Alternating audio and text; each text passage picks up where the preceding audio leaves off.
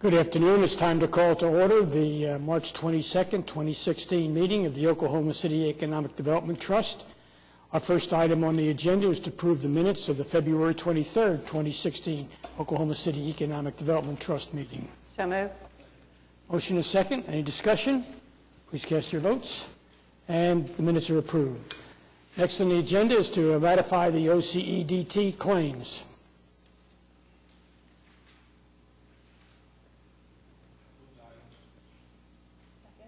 We have a motion is second.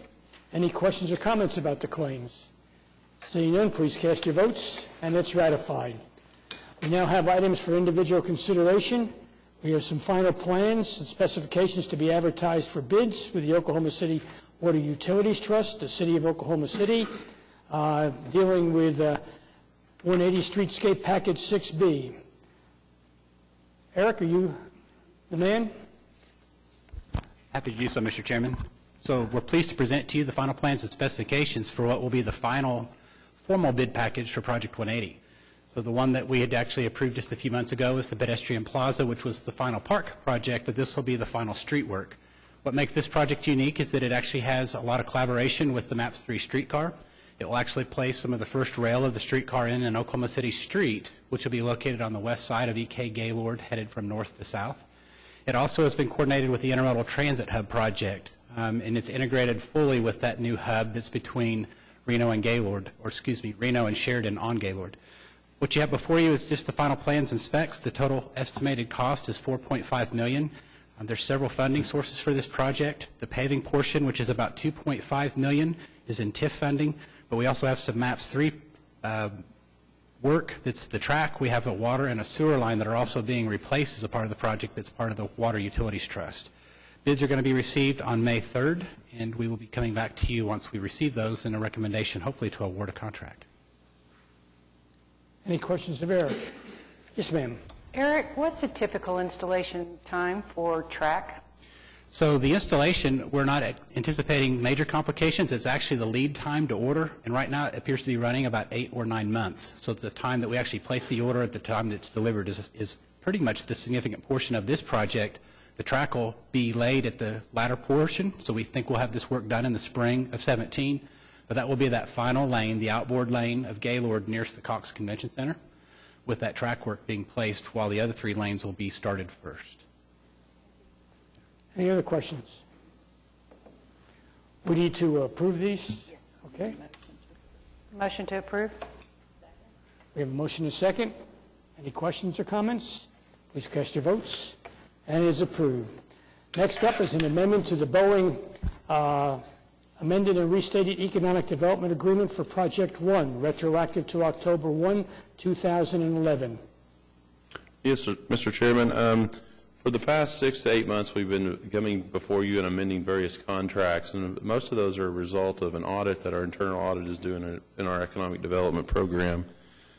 These 2 amendments here were identified of the changes that we needed to make to the contract as a result of the audit, and they will do the following. For Boeing number 1, we'll change the fiscal year from a July 1 to June 30 time frame to a January 1 to December 31st time frame. That will allow both Boeing 1, Boeing 2, and the anticipated Boeing 3 project to all coincide on the same fiscal year, which will help us administer those contracts in a more efficient manner.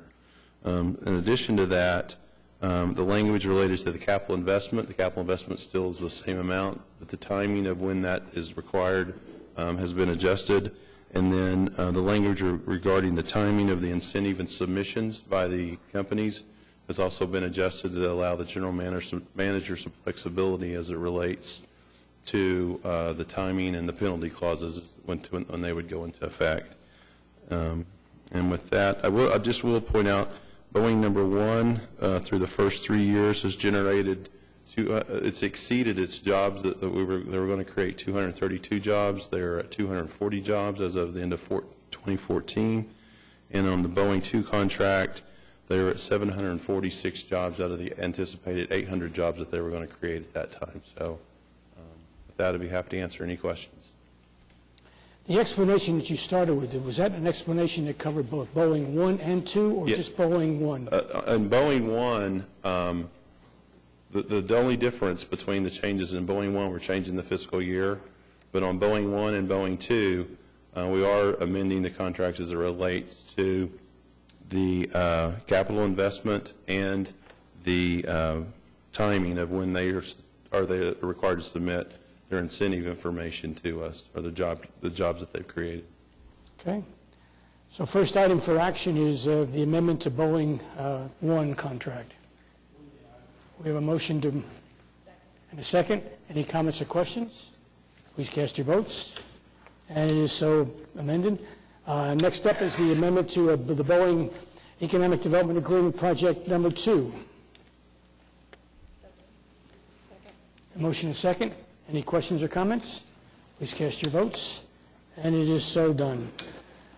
Next item on the agenda is the Joint Economic Development Agreement, City of Oklahoma City and Paycom Incorporated. Just a few comments about this. The trust approved an allocation for this project in May of 2015.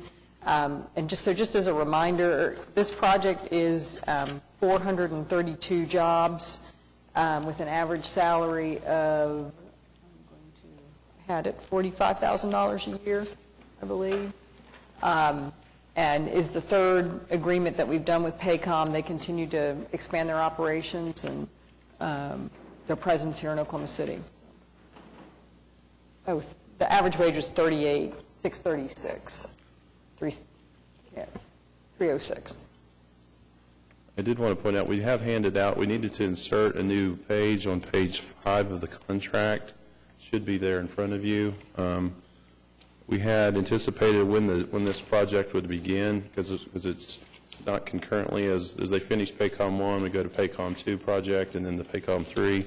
We had a date where they will utilize the earlier date of January 1 of 2020, or the date that Paycom submits documentation. So and previously what we provided to you on Friday said the later of, and we needed to change that to the earlier of. So. What do we need to do to take care of that? Just a motion to approve as amended. Okay. We need a motion to approve as amended. So move as amended. Second. Any questions or comments? Please cast your votes. And it is so ordered. Next on the agenda is the General Manager's reports.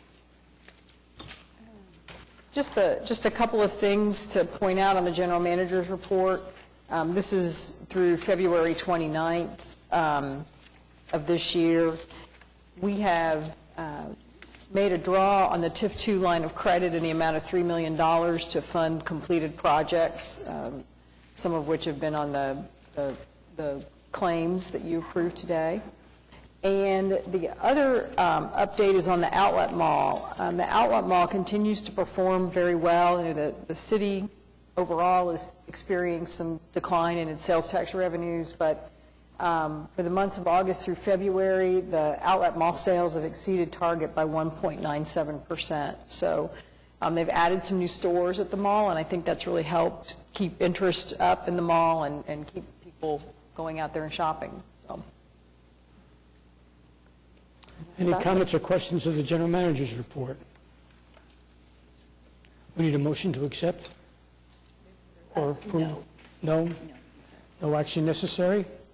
Okay. Moving right along. Next on our agenda, any comments from staff? Any comments from the trustees? Any citizens wishing to be heard? Seeing none, thank you all. We are adjourned.